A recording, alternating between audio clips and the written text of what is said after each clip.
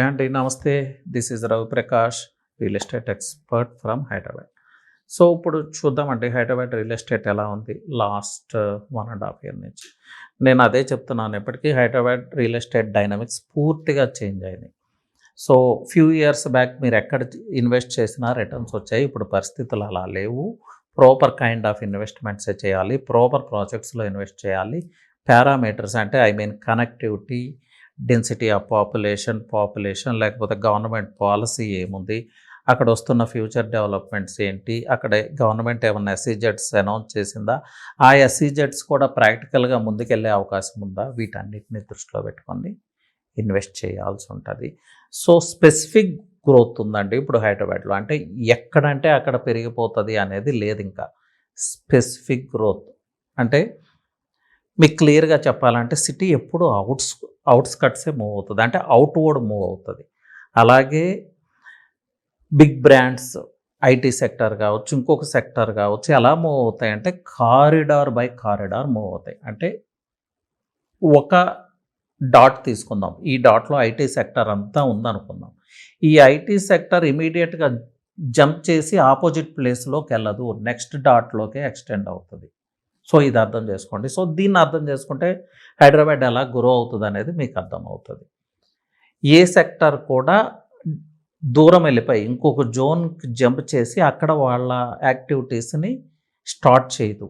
వాళ్ళకి అటాచ్డ్గా ఉన్న కారిడార్లోనే వాళ్ళ యాక్టివిటీస్ వాళ్ళు స్టార్ట్ చేస్తారు. సో దీన్ని బట్టి ఏ ప్రాంతంలో ఇన్వెస్ట్ చేయాలి, ఎటువైపు గ్రోత్ ఉందనేది అర్థం చేసుకోండి. నెక్స్ట్ ఇప్పుడు బెంగళూరు హైవే గురించి డిస్కస్ చేద్దామండి. సో బెంగళూరు హైవేకి సెంటర్ ఆఫ్ ఇన్ఫ్లుయెన్స్ ఏది అని తీసుకుంటే ఎప్పుడు కూడా రాజీవ్ గాంధీ ఇంటర్నేషనల్ ఎయిర్పోర్టే. సో బెంగళూరు హైవేకి ఈ రాజీవ్ గాంధీ ఇంటర్నేషనల్ ఎయిర్పోర్ట్ ఉండటం వల్ల క్లయింట్స్ చాలా అట్రాక్ట్ అవుతూ ఉన్నారు. ఎయిర్పోర్ట్ నియర్గా ఉండటం వల్ల చాలా ఎస్ఈజెడ్స్ కావచ్చు, చాలా ఆర్గనైజేషన్స్ అంటే బిగ్ బ్రాండ్స్ ఆ ప్రాంతంలో తమ ఎస్టాబ్లిష్మెంట్స్ని ఏర్పాటు చేసుకున్నారు. ఎక్కడైతే కనెక్టివిటీ ఉంటుందో, ముఖ్యంగా ఎయిర్ కనెక్టివిటీ ఉన్న ప్రాంతంలో బిగ్ ఎస్టాబ్లిష్మెంట్స్ వస్తాయి. అది ఆల్రెడీ ప్రూవ్ అవుతూ ఉంది. ఎయిర్పోర్ట్ సరౌండింగ్స్లో ఎయిర్పోర్ట్ బేస్డ్ డెవలప్మెంట్ ఎలా ఉంది అని చూస్తే జిఎంఆర్ వాళ్ళు సాక్షాత్తు జిఎంఆర్ ఏరో సిటీనే తీసుకొస్తా ఉన్నారు. దానిలో మల్టిపుల్ డెవలప్మెంట్స్, ఏరోస్పేస్ పార్క్ కావచ్చు, కొన్ని ఎడ్యుకేషనల్ ఇన్స్టిట్యూట్స్ కావచ్చు, బిజినెస్ స్కూల్స్ కావచ్చు, నోవెటెల్ లాంటి హాస్పిటాలిటీ సెక్టర్, ఇంటర్చేంజ్ అనే మాల్ రాబోతుంది. అలాగే వరల్డ్ ట్రేడ్ సెంటర్ బిల్డింగ్స్ వస్తూ ఉన్నాయి అక్కడ. సో రోబోటిక్స్ రిలేటెడ్ ఇలా లాట్ ఆఫ్ డెవలప్మెంట్స్. ముఖ్యంగా మాట్లాడుకోవాల్సింది అక్కడ రాబోతున్న హెల్త్ స్పియర్ గ్లోబల్ విజిబిలిటీ తీసుకొస్తూ ఉంది ఆ ప్రాంతానికి. ఎందుకు హెల్త్ స్పియర్ అక్కడ వస్తుందంటే ఇప్పుడు ఇండియా అనేది లేకపోతే హైదరాబాద్ అనేది హైదరాబాద్ నుంచి అబ్రాడ్కి ట్రావెల్ చేయటం కాదు, బయట కంట్రీస్లో ఉండే పీపుల్ తమ హెల్త్ కేర్ రిక్వైర్మెంట్స్ కోసం హైదరాబాద్ ట్రావెల్ చేస్తూ ఉన్నారు. సో టోటల్గా డైనమిక్స్ చేంజ్ అయిపోయినాయి. ఒకప్పుడు మనం బయటకు వెళ్ళేవాళ్ళం, ఇప్పుడు బయట కంట్రీస్ వాళ్ళే మన హైదరాబాద్కి వస్తున్నారు. పర్టికులర్గా హెల్త్ కేర్ విషయంలో, ఎఫోర్డబిలిటీ ఉందనే విషయంలో, లేకపోతే అడ్వాన్స్డ్ ఫెసిలిటీస్ ఉంటాయి, ప్రాపర్ హెల్త్ కేర్ ఉంటుంది అని టోటల్ ఇండియా నుంచి వస్తున్నారు, అబ్రాడ్ నుంచి కూడా వస్తున్నారు. సో ఈ ప్రాంతంలో రాబోతున్న హెల్త్ స్పియర్ ఈ ఏరియా యొక్క డైనమిక్స్ని చేంజ్ చేసి పడేస్తుంది. గ్లోబల్ విజిబిలిటీ ఆ ప్రాంతానికి తీసుకొస్తుంది. సో ఈ బెంగళూరు హైవేలో ఇన్వెస్ట్ చేయాలంటే శంషాబాద్ బేస్డ్గా, అంటే శంషాబాద్లో అగైన్ కొన్ని రెస్ట్రిక్షన్స్ ఉంటాయి, బట్ శంషాబాద్కి నియర్గా చెప్తున్నాను నేను, అర్థం చేసుకోండి. శంషాబాద్ అని నేను అనట్లేదు. హై రైజ్ కల్చర్ బాగా వచ్చింది రాజేంద్ర నగర్ ఈ ప్రాంతాల్లో. సో అది కూడా ఎయిర్పోర్ట్ ఇన్ఫ్లుయెన్స్ జోనే. విల్లా మార్కెట్ కూడా ఇప్పుడు చాలా క్రేజ్ ఉంది ఆ ప్రాంతంలో. అలాగే ఆఫ్టర్ శంషాబాద్ ఇన్వెస్ట్ చేయాలంటే సో ఒక 9-10 కిలోమీటర్ స్ట్రెచ్ అయితే ఇన్వెస్ట్మెంట్స్కి అనుకూలం కాదు, బికాజ్ ఆఫ్ జోనల్ రెస్ట్రిక్షన్స్. అది అందరికీ తెలిసిందే, airport influence zone. After that Kothur అనే ప్రాంతంలో ఇన్వెస్ట్మెంట్స్కి చాలా అనుకూలమైన ప్రాంతం అండి. ఇప్పటికీ కూడా కొన్ని వెంచర్స్లో, హైవేకి చాలా నియర్గా ఉన్న వెంచర్స్లో 25,000 నుంచి మీకు స్క్వేర్ యార్డ్ లభిస్తూ ఉంది. సో డెఫినెట్గా ఆ ప్రాంతాల్లో ఇన్వెస్ట్ చేసుకోవచ్చు. అలాగే నెక్స్ట్ ఈ అటాచ్డ్గా కొత్తూరు నుంచి వచ్చే ప్లేసెస్ జేపీ దర్గా కావచ్చు, లేకపోతే తిమ్మాపూర్ లాంటి ప్రాంతాలు, పర్టికులర్గా చేగూరు, కనహా శాంతివనం, హార్ట్ఫుల్నెస్ సెంటర్ రావటం వల్ల ఆ ఏరియా ట్రాన్స్ఫార్మ్ అవుతుంది. చాలా న్యూ కనెక్టివిటీ ఆ ప్రాంతానికి రాబోతుంది. సో ఈ ఏరియాని ఎక్స్‌ప్లోర్ చేయండి. సో అరౌండ్ 20,000 నుంచి ఇక్కడ ప్రైజెస్ స్టార్ట్ అవుతాయి. అలాగే ముచ్చింతల ఆశ్రమం ఉన్న ప్రాంతం.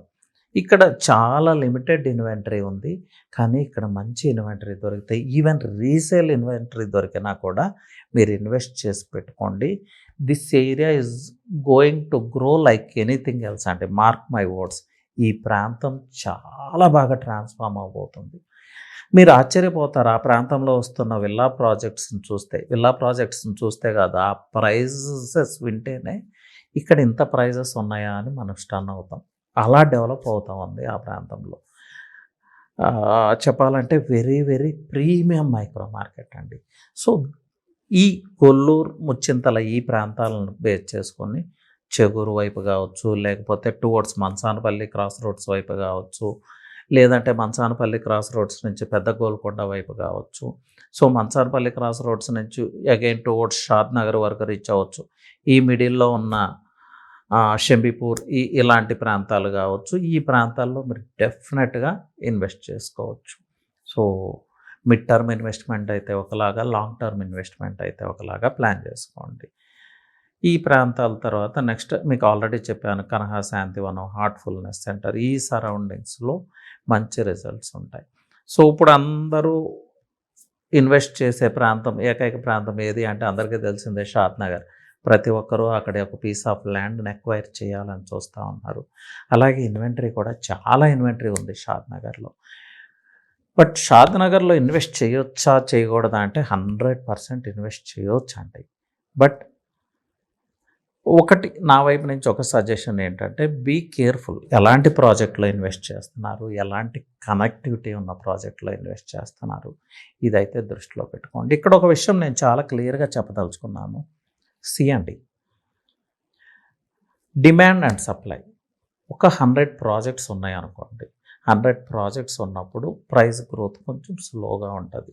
ఒకవేళ మీరు ఎంటర్ అయ్యి ఎగ్జిట్ అవ్వాలంటే మీ ప్రాపర్టీకి కాంపిటేటివ్గా చాలా ఇన్వెంటరీ అక్కడ అవైలబుల్ ఉంటుంది. సో ప్రైస్ విషయంలో చాలా కాంప్రమైజ్ అవ్వాల్సి వస్తుంది. సో ఇన్వెస్ట్ చేసేటప్పుడు అది మిడ్ టర్మ్ ఇన్వెస్ట్మెంటా, షార్ట్ టర్మ్ ఇన్వెస్ట్మెంటా, లాంగ్ టర్మ్ ఇన్వెస్ట్మెంటా, మీరు ఇన్వెస్ట్ చేసే ప్రాజెక్ట్కి కాంపిటేటివ్గా ఇంకో 100 ప్రాజెక్ట్స్ ఉన్నాయి ఆ ప్రాంతంలో. సో మీ ప్రాజెక్ట్ ఎలా స్టాండ్ అవుట్ అవుతుంది, ఈ పాయింట్స్ని దృష్టిలో పెట్టుకుని ఇన్వెస్ట్ చేయండి. బట్ ఓవరాల్గా షాద్ నగర్ చాలా మంచి market. So this is all about Bengaluru highway అంటే. అలాగే షాద్ నగర్ తర్వాత కూడా ఇన్వెస్ట్ చేసుకోవచ్చు. చాలా ఇన్వెస్ట్మెంట్ డెస్టినేషన్స్ ఉన్నాయి. జస్ట్ నేను కొన్ని ఏరియాస్, బేస్ ఏరియాసే చెప్పాను. బట్ మీరు ఇంకా ముందు ట్రావెల్ చేసి ఇన్వెస్ట్ చేస్తే కొంచెం అఫోర్డబుల్ ప్రైస్లో మీకు ల్యాండ్స్ దొరికే అవకాశం ఉన్నాయి, ఫ్లాట్స్ దొరికే అవకాశం ఉంది. సో జస్ట్ మూవ్ ఫార్వర్డ్ అండి. ఇంకా బడ్జెట్ తక్కువలో కావాలి అంటే షాద్ నగర్ క్రాస్ చేసి ముందుకు కూడా వెళ్ళొచ్చు. బట్ మీ ఎంట్రీ ఎగ్జిట్ ముందే ప్లాన్ చేసుకోండి. That is what I want to say. This is all about Bengaluru highway అండి. సో ఇది ఓవరాల్ ఇన్ఫర్మేషన్ మాత్రమే, ఇది అర్థం చేసుకోండి. సో మీరు ఇన్వెస్ట్ చేసేటప్పుడు క్రాస్ చెక్ చేసుకొని ఏ ప్రాంతం ఎలా గ్రో అవుతుంది అనేది అర్థం చేసుకొని ఇన్వెస్ట్ చేయండి. బేసిక్గా ఈ ప్రాంతం ఏంటంటే ఇది industrial corridor. Lot of industries are already operating. Warehouses కావచ్చు, చాలా యాక్టివిటీ జరుగుతూ ఉంది. ప్లస్ ఇది ఎక్స్ప్రెస్ హైవేగా ట్రాన్స్ఫార్మ్ అవుతూ ఉంది. So economic powerhouse Bengaluru highway. So డెఫినెట్గా ఇన్వెస్ట్ చేయొచ్చు, but right kind of investment చేయాలి. That is what I want to say. Anyway, thank you. And ఈ విషయాల గురించి ఏమైనా చర్చించాలి అంటే యూ కెన్ కాల్ మీ అండి. నా నెంబర్ వచ్చి 9133728888. Thank you. All the best.